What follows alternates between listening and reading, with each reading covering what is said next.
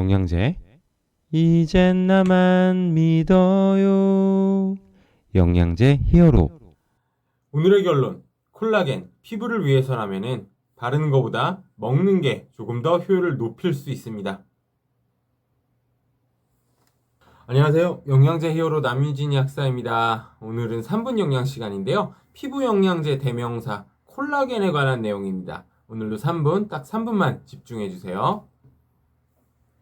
콜라겐이 피부에 엄청 유명하잖아요. 그런데 항상 효과가 있다 없다 논란이 있는데 왜 그런 거죠?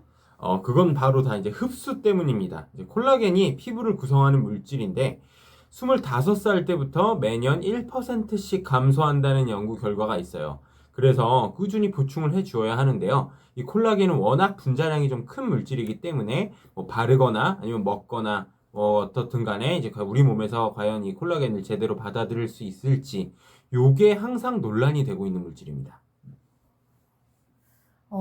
그럼 분자량이 크면 흡수가 잘 안 되는 건가요?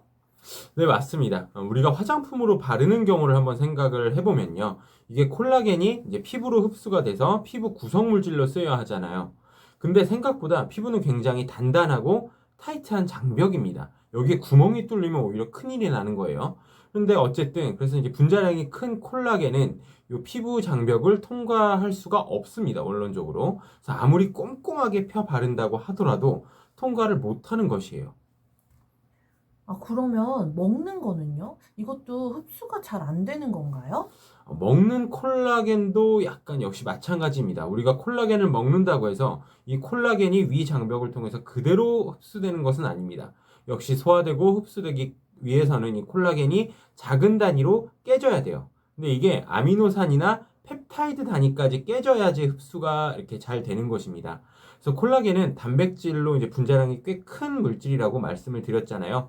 참고로 이제 분자의 무게를 재는 단위를 달톤이라고 하는데 이게 500 이하여야만 흡수가 가능합니다. 근데 보통 콜라겐 단백질은 30만 정도요. 그러니까 차이가 굉장히 크죠. 아미노산, 펩타이드 뭐 이런 이야기가 조금 헷갈리는데 다시 정리해 주실 수 있을까요? 네, 알겠습니다. 이건 조금 전문적인 이야기가 될 수 있어요. 크게 세 가지 개념만 아시면 됩니다. 단백질, 그다음에 펩타이드, 아미노산. 이 순서가 크기 순서예요. 단백질이 제일 큰 물질이고요. 아미노산이 가장 작은 기본 구성 단위라고 보시면 될 것 같습니다. 그래서 굉장히 다양한 종류의 아미노산이 존재하는데요. 이게 최소 2개 이상 결합되어 있는 물질을 펩타이드라고 부릅니다. 그리고 이제 아미노산이 50개 이상 결합이 되거나 아니면 여러 펩타이드가 이제 결합이 된 물질을 단백질이라고 합니다. 결국에는 아미노산이 뭐 적으냐 아니면 많으냐 그 정도의 차이라고 보시면 돼요. 그리고 참고로 콜라겐은 이 단백질입니다. 그래서 단백질은 우리가 먹거나 아니면 바른다고 해서 그대로 쓰는 게 아니라 이 기본 재료인 아미노산을 넣어주면은 그게 우리 몸에서 이 펩타이드를 거쳐서 단백질이 되는 것입니다. 그렇군요. 그럼 먹는 거랑 바르는 거 중에 뭐가 더 피부를 위해서 좋아요? 어떻게 일률적으로 말씀드리기는 조금 어려운데요. 보편적으로는 이제 바르는 게 효율이 조금 더 떨어집니다. 피부는 가급적이면 외부 단백질을 거의 받아들이지 않아요. 피부가 하는 역할은 방어입니다. 방어. 그래서 외부에서 들어오는 것을 막는 게 피부 본연의 역할이에요. 그런데 먹는 것은 조금 다릅니다. 소화기관은요, 기본 역할이 영양소 공급 그리고 흡수입니다. 그렇기 때문에 일단 단백질이 들어오면요, 굉장히 잘게 부숩니다. 아미노산이나 펩타이드 수준까지요. 이걸 흡수해서 콜라겐 생성에 어느 정도 도움을 줄 수 있는 게 바로 이제 소화기관을 통해서 먹는 콜라겐이라고 보시면 돼요. 그럼 먹는 콜라겐을 이제 먹으면 콜라겐 생성이 더 잘 되는 건가요? 요거에 있어서는 의견이 조금 분분한데요. 저는 분명히 효과가 있다라고 생각을 합니다. 식약처에서도 그렇게 인정을 했고요. 근데 이제 우리가 100을 먹으면은 100이 생성이 되는 것은 절대 아닙니다. 일단 분자량이 크면 여러 번 쪼개야 되는데요. 소화 효소가 콜라겐을 쪼개는데 전부 다 투입이 되는 것도 아니기 때문에 일정 부분 이제 쪼개는데 한계가 분명히 존재하고요. 그 다음에 쪼갠 다음에 흡수한 아미노산이나 이게 펩타이드가 정확히 콜라겐으로 합성돼서 피부에 도달하는 것도 100% 장담할 수는 없습니다. 그래서 요새는 이러한 효율을 높이는 여러한 콜라겐 펩타이드 원료들이 만들어지고 있어요. 정말요? 그럼 흡수가 잘 되는 콜라겐 조금 소개해 주실 수 있나요? 네. 예전에는 그냥 콜라겐 펩타이드만 기능성 원료로 있었어요. 근데 2019년도부터 엄청나게 많은 저분자 콜라겐 펩타이드 원료가 많이 나왔습니다. 그리고 이제 이러한 저분자 콜라겐 펩타이드들은 대부분 어류에서 나와요. 어린이라고 해서 이제 물고기 비늘을 뜻하는 한자인데 거의 대부분 물고기 비늘에서 만들어집니다. 동물성 콜라겐 중에서는 이제 이 어류 비늘에서 추출하는 콜라겐이 비교적 분자량이 좀 작은 편에 속하고요.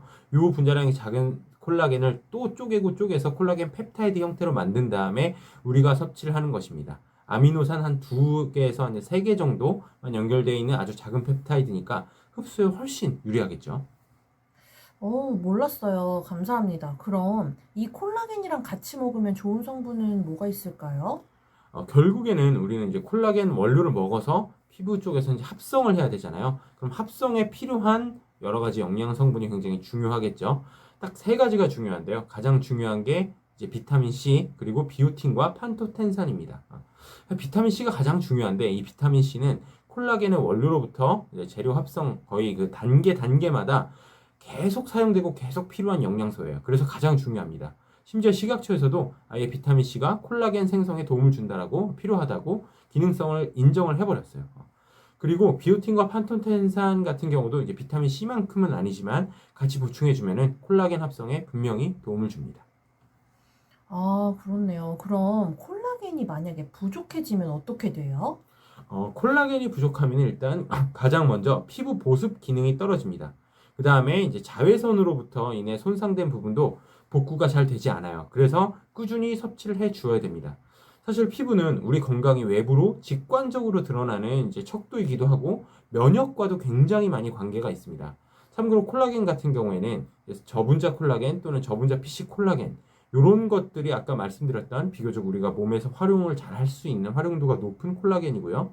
인체 적용 시험 결과 이제 12주 정도 꾸준히 섭취를 하였을 때 피부 보습이나 뭐 탄력도, 그다음에 자외선 손상으로부터의 이제 복구 효과도 확인이 되었습니다.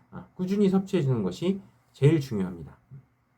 아, 그렇군요. 오늘도 좋은 정보 감사합니다. 꾸준한 섭취만이 이제 건강을 담보할 수 있습니다. 이상 영양제 히어로 남윤진 약사였습니다. 다음에는 더욱더 재미있고 유익한 컨텐츠로 돌아오도록 하겠습니다. 항상 건강하시고 행복하시기 바랍니다. 감사합니다. 영양제 히어로가 도움이 되셨다면 좋아요와 구독 부탁드립니다.